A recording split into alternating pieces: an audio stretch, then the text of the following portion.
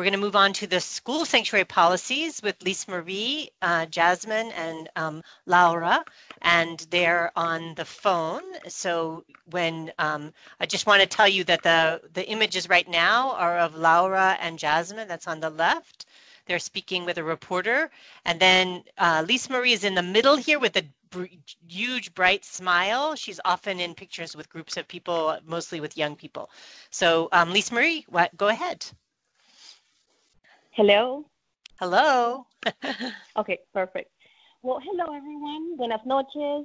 My name is Lis-Marie Alvarado. I'm an immigrant from Nicaragua, and I am an organizer with AFSC in Miami, where we engage in advocacy and organizing efforts, and we also provide legal support to immigrants and refugees. Before sharing about our victory in Miami-Dade County School Board, I would like to share about the context in which that work took place. Well, as many of you know, Miami has long been known as a place that welcomes immigrants. It's a place where there's actually an immigrant majority. The majority of people that live in this county were not born in the U.S. However, last year, our Republican county mayor, Carlos Jimenez, who himself is an immigrant from Cuba, ordered our county to fully cooperate with immigration authorities for the fear of losing federal grants.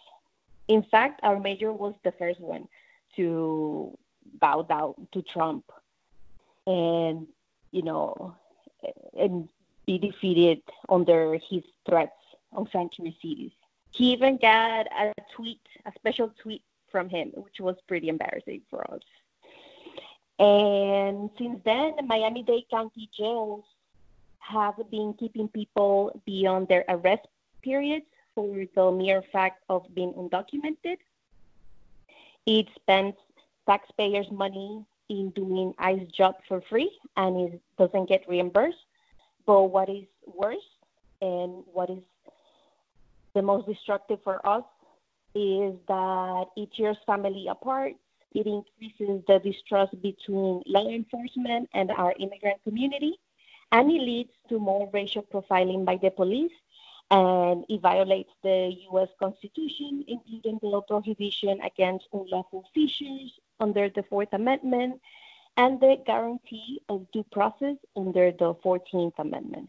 And it also violates Florida's law that prohibits jail officials from detaining people for civil immigration purposes.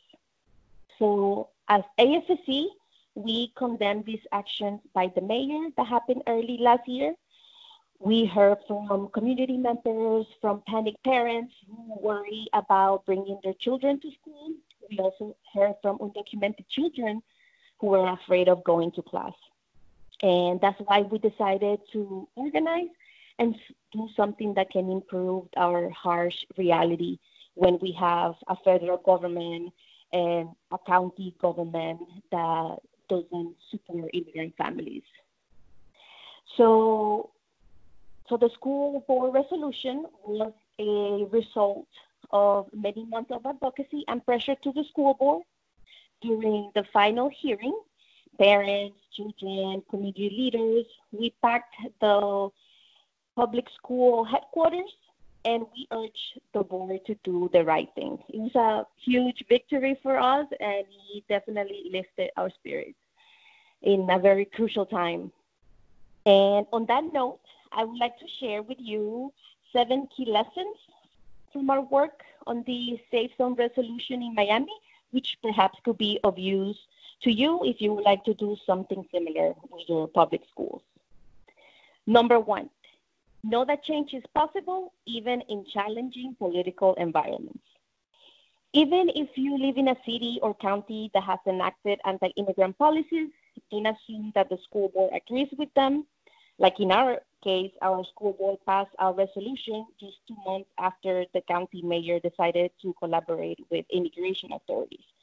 So sometimes good things happen in the most unpredictable circumstances, like in our case. Number 2, do your research and get to know your school board. Find out what your school board district's current policies to protect immigrant children and their families. If you can get or if you can find any reading policies online or the library, then you can also contact your local representatives and they should be able to help you. Also get to know the school board members and their positions on different issues. It is critical to establish a relationship and to know who they are. In Miami, we developed our relationship with school board member Luby Navarro, who ended up being our champion and the one that also helped encourage other board members to support the resolution. Number 3, know what you want in a resolution.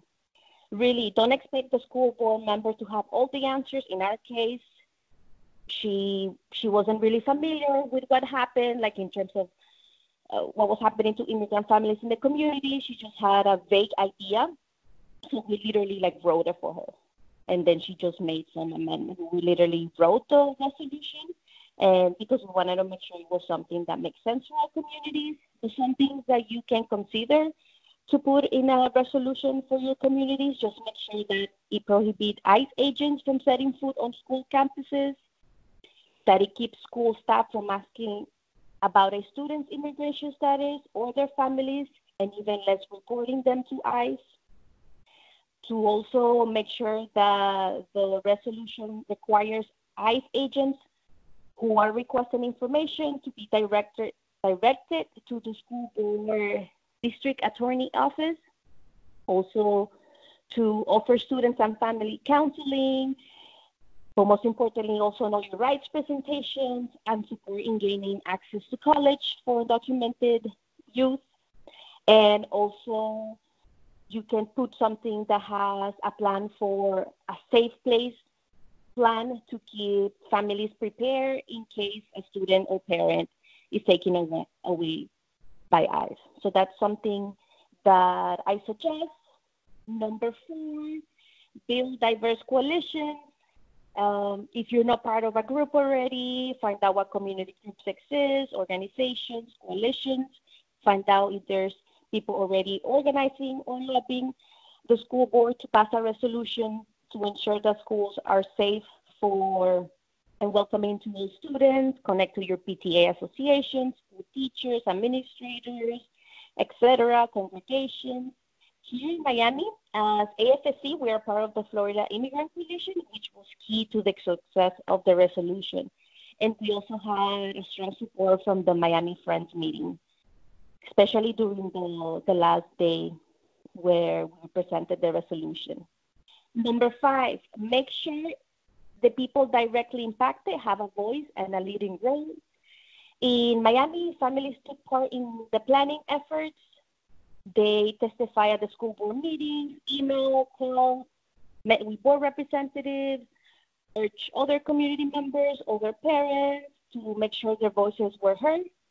And most importantly, also make sure that young people have the opportunity to step up as leaders in this advocacy work. Because very often children are just talked about as mere victims, but it's also important for us to give them opportunity to take control over their life and help push policies that will benefit and protect them. And one of our most visible and effective spokespeople is Jazmin Lopez, who will be sharing her letter in a bit with you. Number 6, also use every tool as an opportunity to advocate. Try to reach everyone you know to build support, write letters to the editor, engage through social media, write to school board members, call them, start a petition. You just have to be open, creative, very loud, and clear in your beliefs that schools should be safe zones for children and their families. And lastly, 7, don't settle for symbolic or watered down policies that are not effective. Like in our case, when we first proposed a safe zone resolution in Miami, we were met with resistance and ridicule from the school board. Actually, some of the school board members suggested that instead of passing a comprehensive resolution, that the board would simply just say a statement like, we love all children, everybody's welcome here. And we were not having any of that. So we pushed for more, and at the end, we achieved our goal of passing a resolution that will help make those schools more safe. But this, of course, was done thanks to the collective effort of different organizations, but mostly of parents and youth that were involved. And you can do this as well. I encourage you to take action. Please use all of the ASSC Sanctuary resources we have, and also feel free to contact me or any of my colleagues for support. And also, I invite you to get involved in other issues beyond immigration when it relates to schools. As you know, public education is under attack. Black and brown youth are being criminalized, sent to prison, and denied the right to a decent education. So there's many things that we can link, and I want schools to be a safe zone for immigrant youth, but also for all youth, not just for those who are immigrants. So this is something that we take very seriously here in Miami, and we partner and support other organizations that are advocating for these other issues. Thank you, everyone. And now we're going to hear from Laura, who is a tireless community advocate with ASSC, a dear friend, a colleague, and the proud mother of Jasmine. So now I will pass the mic to Laura. Thank you. Good evening, everyone. My name is Laura, and I'm a dreamer from Mexico. Me and my daughter, Jasmine, have been activists in Florida since about 2012 with several. Hello? We can hear you. Go ahead. Okay, thank you so much. I'm so sorry. Where was I? Yes. Well, we are currently involved with ASSG, and we have participated in several actions. One example was that we were speakers at the Miami-Dade Public School Board meeting last year to support the H7 resolution for sanctuary schools. I shared my story about how I came to the U.S. at the age of 6, 20 years ago, and at that time it was scary for me and for my parents to take me to school, as it was still for me and my undocumented husband to bring our daughter to school years later still. Also, how DACA has given me a small relief and an opportunity to higher education 11 years after graduating high school. But when Mayor Jimenez gave into his anti-sanctuary policies, I felt very, very confused and betrayed. We as a family felt very unprotected. Because I would think that Mayor Jimenez would actually be on the side of justice for his community and not bought by the current administration, but to represent his county. So as a parent, it was very important to create an immigration-free zone because it was very stressful.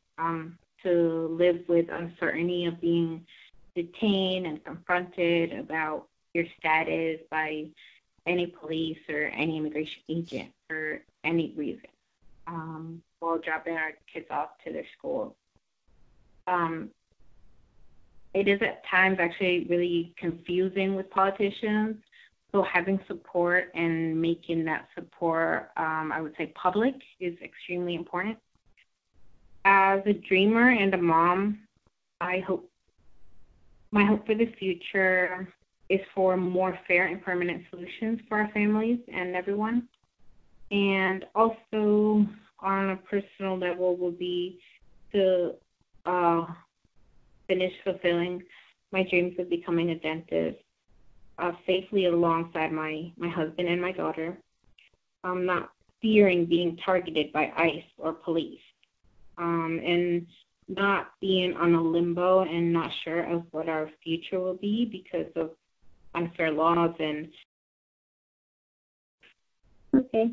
Hello, everyone. My name is Jazmin Lopez, and I am 11 years old. I have been a young leader since I was 6 years old, and I have done many events with AFSC. I have been with them since 2016. I decided to take action about ICE taking undocumented parents in school while dropping off their children, because all kids have a right to an education. School should be a safe haven for all children and their parents. And now I would like to read my letter that I read at the school board. Starting today is a day for all of us to gather around as a community and fight for our immigrant friends and family. As an 11-year-old girl, I have always been scared of losing my parents, especially when I walk, take a bus, or drive to school in the morning. I don't know how this feels. I know how this feels. It is very sad. Did you know a data chart shows that 2.5 million people in the years 2009 and 2014 have been deported? Most of these humble people are good people. They might be families just like mine. So today, I am here to say that we have to protect our immigrant friends and family. This goes to our current administration as well. My people, my family, didn't come to harm this country. They came so their children would have a better future. Thank you. Thank you, Jasmine. One amazing. And this is the pictures that you see on the screen are Jasmine reading, and that's the superintendent behind her reading her that letter to the school board. Very, really, really inspiring. She wasn't finished. Oh, I'm sorry. Go ahead, Jasmine. Okay, thank you. When they passed the resolution, I felt very relieved. I felt like I was going to be safe when my mommy dropped me off to school. I felt all of my courage in standing up was worth it. I represent myself as well as other children, but I would like to invite your children, the children in your life, as well. They can become a leader too by talking to their school board members and writing them letters in their county and telling them they need a sanctuary school too to protect all of the students and parents. Thank you and have a good night.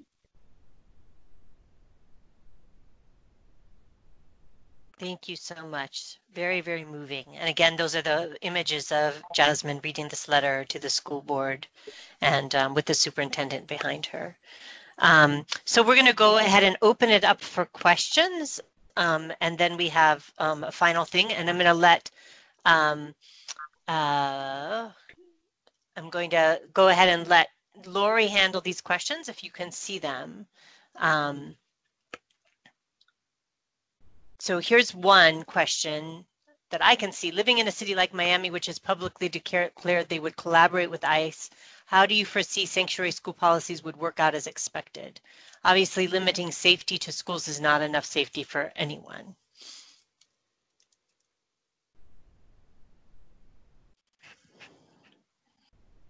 Can you repeat the question, please? Sure. Living in a city like Miami, which has publicly declared they would collaborate with ICE, how do you foresee sanctuary school policies would work out as you hope? Obviously, limiting safety to schools is not enough safety for anyone. Yeah, I mean, but it's better than nothing, unfortunately. And we are still trying to battle what the mayor did last year, but in the legal round. And we have some very good news actually this week that the lawsuit is going through. But what we're doing in the schools is important because we actually have access to the schools to give Know Your Right presentations to the youth, but also to the parents, which we were not allowed in the past, at least be very open about, like, just about immigrant rights in that sense. So that has been pretty good. And also just like the morality of it, especially when we're still fighting against our county, right? That to at least to know that the school board is in the right side on this issue. So it serves for us as political leverage, you know, and for talking points to know that the school board is in the side of the immigrant community. But I agree with the person that wrote the question. I mean, it's not enough. It's not what we want, but it's what we have right now, and it has given us great opportunities to reach to folks and to also educate teachers and the rights of the students, and even on how documented students can access higher education, for example. Great, thank you. So we got disconnected, and so we lost some of the questions. So if you had a question about this portion, go ahead and re-enter it. I think there was one question about whether it would be possible to see the policy that you all wrote. That was for the school policy. We can send that. We also have many of these things and many resources at our Sanctuary Everywhere website, which is at afsc.org/sanctuary everywhere. You can find a whole section on all of these, on city sanctuary policies and school sanctuary policies, that you can find a lot of resources there.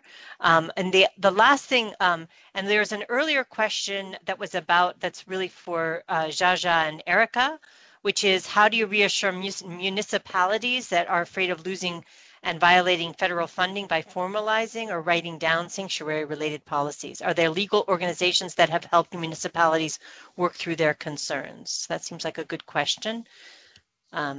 Erica, you want to take that one? Yeah, let me pull it up again so I can see it. That's a good question. Okay, so on the question of federal funding, I'm not an attorney. I should start by saying that, but that's one of the biggest questions that our city leaders had. We actually, one of the cities in the Des Moines metro area did end up passing one of the policies, and I think the way they dealt with that question was actually jumping on the phone with one of the national experts out of the Immigrant Legal Resource Center. This is a group out of California.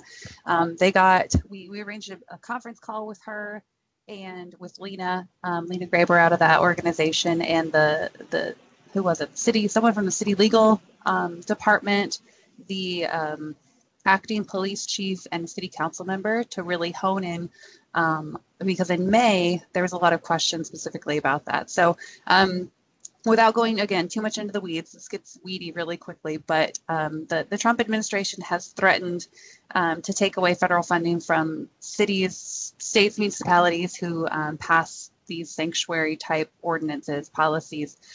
So far, that has all been held up in court, and the Department of Justice, Attorney General Jeff Sessions, has provided a little bit of guidance to tell cities specifically what they mean by sanctuary city policies, because we should say that there's no legal actual definition for sanctuary cities.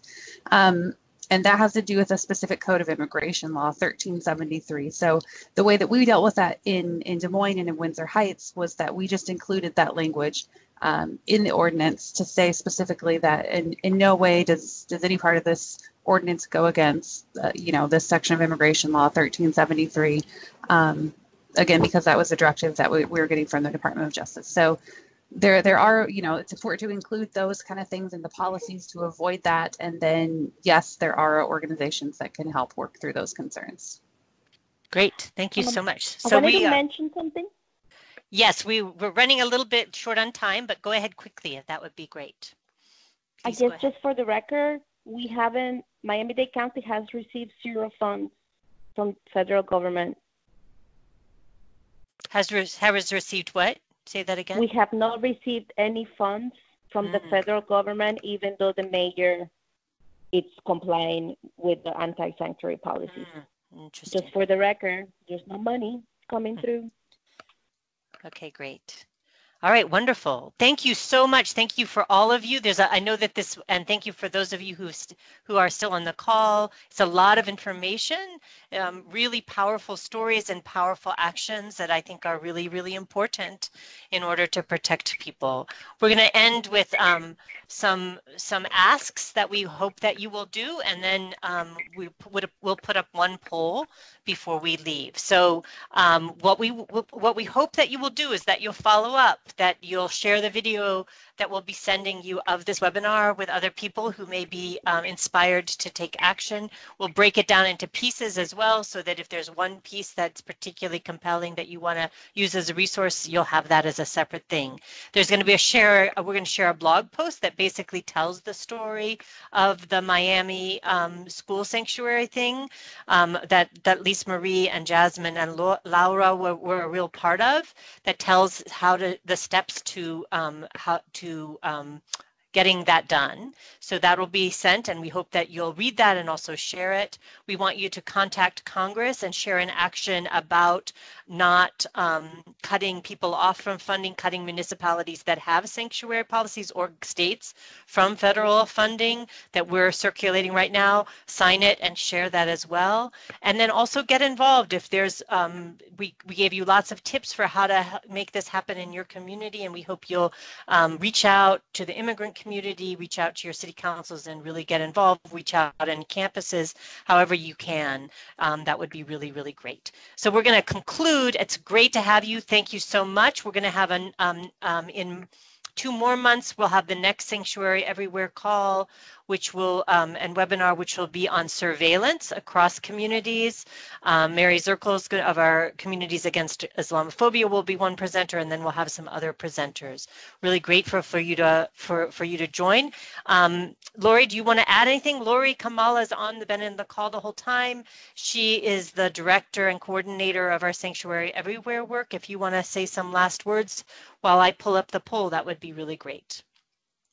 Sure. I think you mentioned it all, Lucy. Yeah, we'll definitely be in touch with everyone again. And we definitely encourage you to share our action alert that we'll be sending out around communicating with your members of Congress not to vote for anything that includes punishment for sanctuary cities. A really encouraging thing that I heard today when I was speaking with our Office of Public Policy and Advocacy was that we are seeing, in general, we're seeing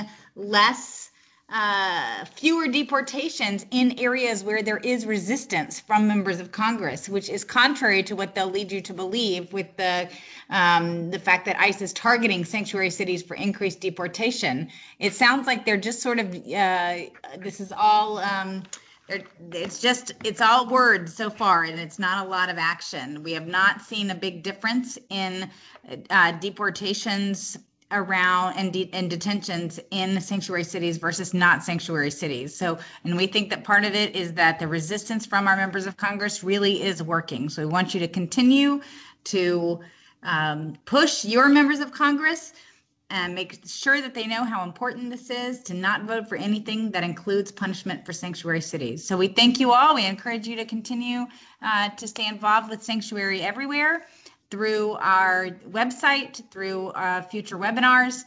And thank you. Thanks so much. Have a great night, everyone. And it's great to see so many of you willing to take action, and no later than Monday, you'll receive a follow-up email with lots of resources and with the recording. Thank you so much for joining. Thank you, Lori. Thank you, Lis-Marie, Erica, Lee, Jaja. Thank you so much for all of you for being here. Jasmine, we really appreciate you presenting, and thanks to all of you for being here and really caring about this and being willing to do something about it. We really appreciate it. Good night. We're going to open up, Diana, go ahead and open up the phones and people can say good night if they like. Good night, everyone. Bye. Good night, everybody. Thank you.